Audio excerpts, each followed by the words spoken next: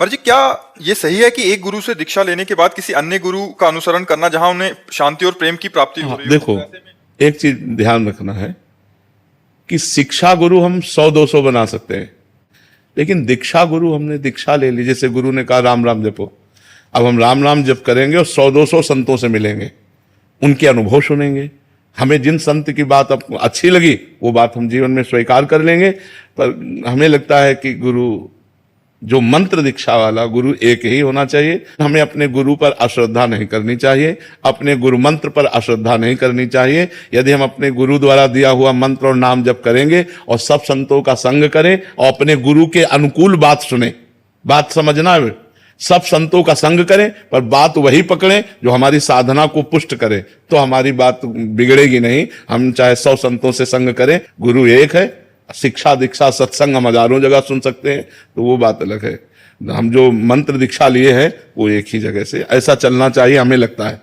और अगर गुरु पर अश्रद्धा हो जाए तो गुरु मंत्र पर तो अश्रद्धा नहीं होनी चाहिए ना, किसी भी कारण से। तो गुरु जी ने कहा है कि आप राधा राधा रटो, तो आप राधा राधा रटो, उसी से कल्याण हो जाएगा। दूरी बना लो, राधा राधा रटो, कल्याण हो जाएगा। निंदा करने की जरूरत क्या है, गुरु बदलने की जरूरत क्या है।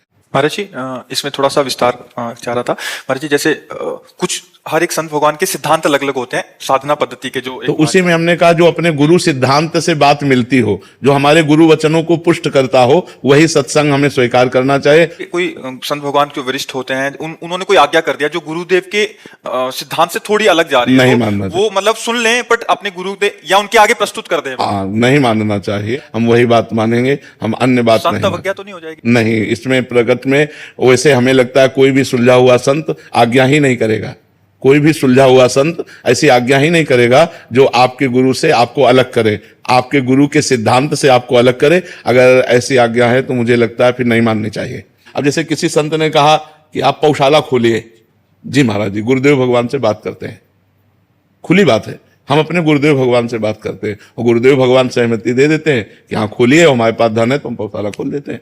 लेकिन डायरेक्ट किसी बात को हम तब मानेंगे जब हमारे गुरुदेव की अनुमति होगी। महाराज जी जैसे बचपन में मतलब जानते नहीं थे, गुरु दीक्षा हो गई है, लेकिन जो गुरुदेव भगवान है, लाइक हमारे मम्मी पापा सबकी जो दीक्षा हुई है, तो उस समय उन लोगों की दिनचर्या है उन्हें बताई नहीं। तो गुरुदेव भगवान हमने तो ऐसी राधा नाम पहली बार सुना और राधा राधा जप रहे हैं। हाँ, अब जैसे एकदम बचपन में गुरु मंत्र तो हमें पता ही नहीं है कि गुरु क्या होते हैं, गुरु मंत्र क्या होते हैं, तो फिर उस समय नहीं, उस समय नाम भगवान का जपने की प्रेरणा करनी चाहिए। गुरु मंत्र तब देना चाहिए जब थोड़ा ज्ञान प्रकाशित हो जाए, कि वो समझे गुरु मंत्र क्या होता है, गुरु क्या होता है, सतमार्ग क्या हो। तो जैसे अब आपकी अवस्था है, अब आप समझ रहे हो, तो समझ करके उस मार्ग को स्वीकार करने में कोई दोष नहीं।